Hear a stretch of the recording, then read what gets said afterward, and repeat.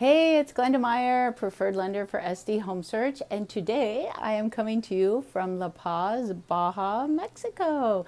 And I want to talk to you about 3 different ways you can get cash to buy a house.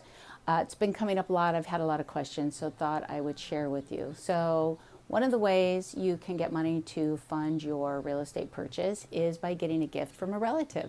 So all you have to do is we provide a letter, a gift letter, and everybody fills it out and signs it, and we get a copy of the bank statement for your donor, just to make sure that they have the money to give you. We do not put that money in your account. That money stays with the donor until it's time to close escrow. Then their money goes directly from their account directly into escrow.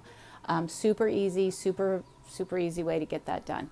Second way is to borrow out of your 401k. It's one of my personal favorites because it's your money. You're borrowing against yourself. It's not a withdrawal, so it's not a taxable event, and I don't have to count that payment against you.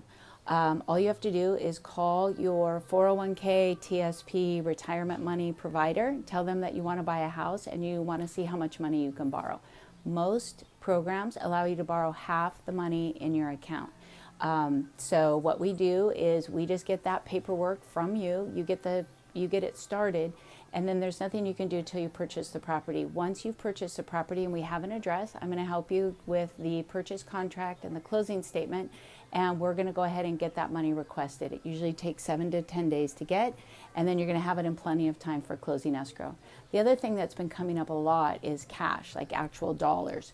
Can't use cash to buy real estate. However, couple things you can do. You could either spend your cash and let your paychecks accumulate in your checking account, or you've got to start depositing that money into your account a little bit at a time.